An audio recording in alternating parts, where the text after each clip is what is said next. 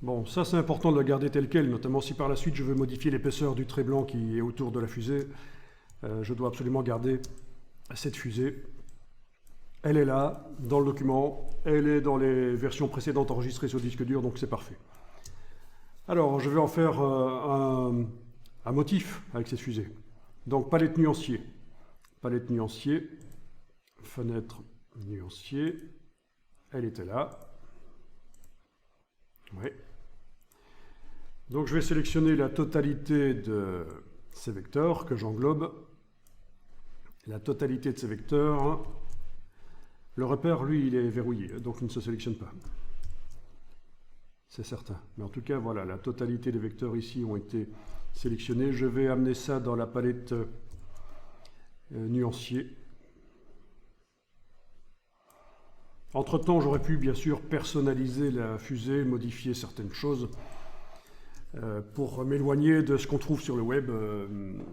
On aurait pu aussi facilement, avec le système de la symétrie, dessiner une fusée. Enfin, il y a plein de solutions. C'est pas un truc difficile à dessiner, mais bon, voilà. Alors donc, le motif, il est fait. Je vais maintenant zoomer là en arrière, mettre ça sur le côté peut-être. Oui, je vais mettre ça sur le côté. Voilà. Et déplacer, d'abord cliquer sur le plan de travail pour que rien ne soit sélectionné, puis déplacer le... Non, double-cliquer sur le motif. Double-cliquer sur le motif. Oui, c'est ce qu'on va faire ici. Double-cliquer sur le motif pour le paramétrer. Voilà. Alors, la fusée est là. OK. Ah tiens, le rectangle de sélection de la fusée, c'est le rectangle initial en fait. Hein. On peut essayer de réinitialiser le rectangle. Bon, ça gêne pas trop que le rectangle soit tourné comme ça, mais c'est parce que la fusée, on l'a tournée au fait, hein, au départ.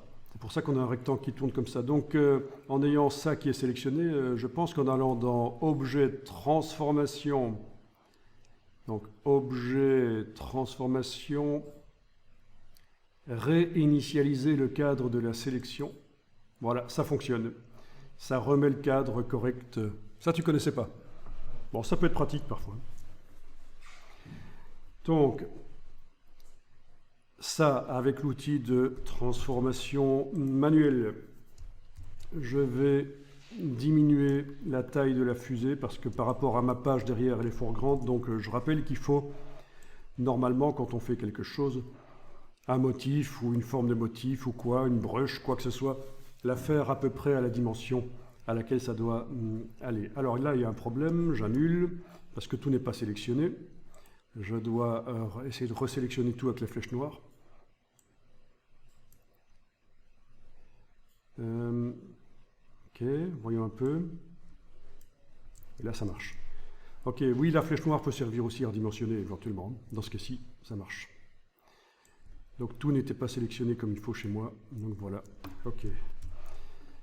Tiens donc, est-ce que mon fond est activé dans la palette des calques? Parce que là, je ne le vois pas.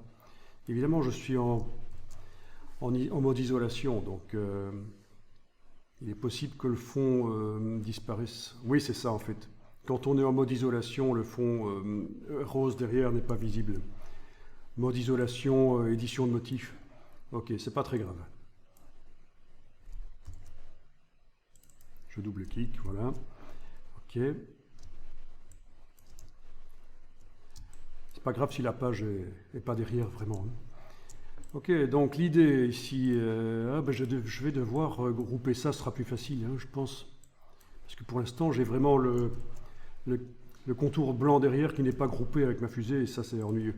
Donc je vais sélectionner le tout et déjà groupé. Je sélectionne le tout. Objet associé.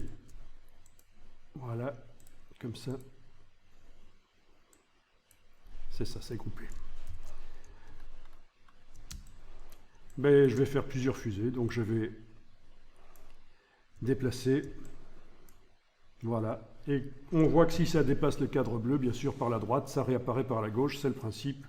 On a quelque chose qui est raccord. Voilà. Il y en a certaines que je peux tourner éventuellement. C'est pas un problème.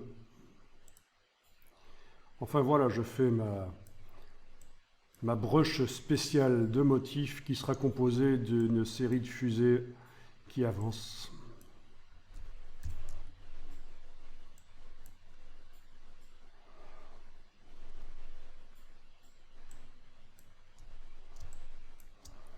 Pas hésiter à gérer la disposition,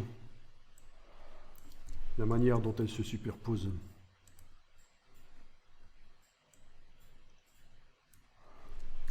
Les dimensions, tout ça évidemment. Après, c'est de la créativité, c'est autre chose, voilà.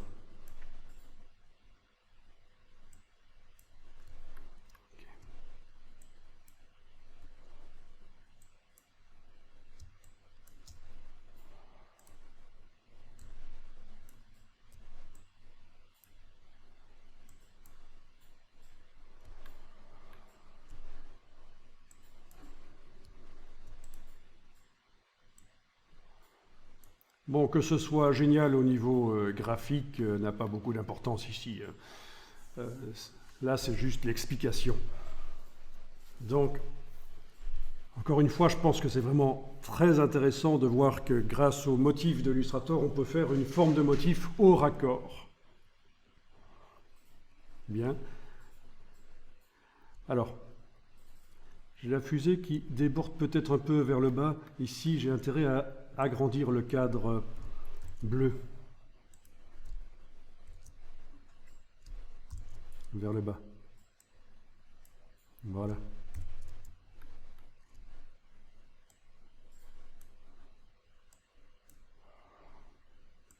Bien.